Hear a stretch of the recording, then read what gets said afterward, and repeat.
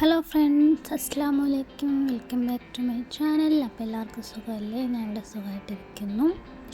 അപ്പം നമ്മൾ ഇന്നത്തെ വ്ളോഗ് എന്താണെന്ന് വെച്ച് കഴിഞ്ഞാൽ നമ്മൾ ബീച്ചിലേക്ക് പോവാണ്. ബീച്ചിൽ പാർക്കും അക്വേറിയമൊക്കെ വന്നിട്ടുണ്ട്. അപ്പോൾ അതൊക്കെ ഒന്ന് കാണാൻ വേണ്ടി പോവാണ്.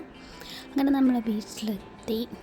അപ്പോൾ അക്വേറിയത്തിൻ്റെ അവിടെ പോയപ്പോൾ നല്ല ജനം ഉണ്ടായിരുന്നു. കാരണം അവിടുത്തെ ടിക്കറ്റ് എടുക്കാൻ വരെ ഭയങ്കര ക്യൂ ആയിരുന്നു. അപ്പം അതുകൊണ്ട് ഞങ്ങൾ ഇവിടെ വേൾഡ് അവതാർ എന്ന് പറഞ്ഞ പാർക്കിൽ ഞങ്ങൾ കയറി. അപ്പം അതിന് മുമ്പിൽ കുട്ടികൾക്ക് ആകർഷിക്കാൻ വേണ്ടി അങ്ങനെ കുറേ സെറ്റിങ്സൊക്കെ വെച്ചിട്ടുണ്ടായിരുന്നു. അതിൻ്റെ ഉള്ളിൽ കയറി. അതിൻ്റെ ഉള്ളിൽ ആദ്യം വെൽക്കമായിട്ട് കുറേ ഫ്ലവേഴ്സും കാര്യങ്ങളും ഒക്കെ ഉണ്ടായിരുന്നു. നല്ല രസമായിരുന്നു കേട്ടോ അതിൻ്റെ ഉള്ളിൽ കാണാൻ വേണ്ടി തന്നെ. പിന്നെ അവിടെ ഇരുന്ന് കുറച്ച് ഫോട്ടോസും വീഡിയോസും കാര്യങ്ങളൊക്കെ എടുത്തു. പിന്നെ എനിക്ക് എവിടെ എന്ത് കണ്ടാലും ഫോട്ടോസും വീഡിയോസും എടുക്കുന്ന ഒരു നല്ലൊരു സ്വഭാവമാണെന്ന് തോന്നുന്നു. എനിക്കിഷ്ടമാണ് ഇങ്ങനെ എല്ലാം ഇങ്ങനെ ഗാലറി സൂക്ഷിച്ച് ലാസ്റ്റ് ഫോൺ ഹാങ് ആകുമ്പം ഡിലീറ്റ് ചെയ്ത് കളയും. പിന്നെ അത് കഴിഞ്ഞിട്ട് അതിൻ്റെ ഉള്ളിൽ കയറുമ്പം കുറേ മീനുകളൊക്കെ ഉണ്ടായിരുന്നു, അലങ്കാര മത്സ്യങ്ങളായിട്ട് കുറേ. അതൊക്കെ കാണാൻ നല്ല രസമായിരുന്നു കേട്ടോ. അപ്പം ഇതിൻ്റെ പേരൊന്നും ചോദിക്കരുത്, ഈ അലങ്കാര മത്സ്യത്തിൻ്റെ പേരൊന്നും എനിക്കറിയത്തില്ല, പക്ഷേ എല്ലാം കാണാൻ നല്ല ഭംഗിയായിരുന്നു. അങ്ങനെ അവിടെ നിന്ന് ഇങ്ങനെ ഈ മീനായിരുന്നു എനിക്ക് ഒരു വലുതായിട്ട് തോന്നിയത്. ഒരക്കുറത്തി ഒരെണ്ണമായിട്ട് മാത്രം കിടക്കണം. നല്ല രസമുണ്ടായിരുന്നു. അങ്ങനെ കുറേ അലങ്കാര മത്സ്യങ്ങൾ ഉണ്ടായിരുന്നു കേട്ടോ അവിടെ. പിന്നെ അങ്ങോട്ട് പോയി കഴിയുമ്പം പിന്നെ താജ്മഹൽ ഇങ്ങനെ അവർ ബിൽഡ് ചെയ്ത് വെച്ചിട്ടുണ്ടായിരുന്നു. അത് നല്ല രസമുണ്ടായിരുന്നു കാണാൻ. പിന്നെ ലുട്ടാപ്പി, കുട്ടൂസൻ, ഡാഗിനി എല്ലാവരും കൂടെ കൊണ്ടെത്തി പോണു. അതൊക്കെ കാണാൻ നല്ല രസമുണ്ടായിരുന്നു. പിന്നെ പിരമിഡുണ്ടായിരുന്നു. അത് കഴിഞ്ഞിട്ട് കൊട്ടാരം, വെള്ളത്തിൽ മുങ്ങിയ കൊട്ടാരം. അപ്പം നല്ല രസമുണ്ടായിരുന്നു കാണാനില്ല. അപ്പം ഞാൻ അതിൻ്റെ അടിയിൽ കൂടെ നോക്കിയ വീഡിയോസാണ്.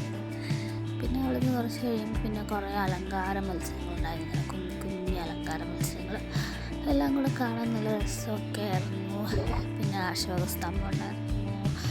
അങ്ങനെ ഞങ്ങളവിടെ പോയിരുന്ന് കുറേ ഫോട്ടോസും വീഡിയോസൊക്കെ എടുത്തു. നല്ല രസമുണ്ടായിരുന്നു എൻ്റെ ഉള്ളിൽ കാണാൻ തന്നെ കേട്ടോ.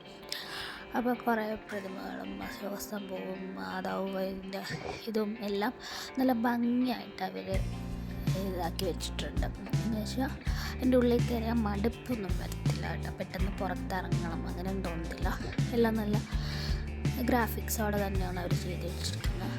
അത് കഴിഞ്ഞ് നമ്മൾ ഉള്ളിലേക്ക് പോകുമ്പോൾ പിന്നെ റോക്കറ്റും അങ്ങനെ കുറേ സംഭവങ്ങളൊക്കെ ഉണ്ടായിരുന്നു. അതൊക്കെ കണ്ടു.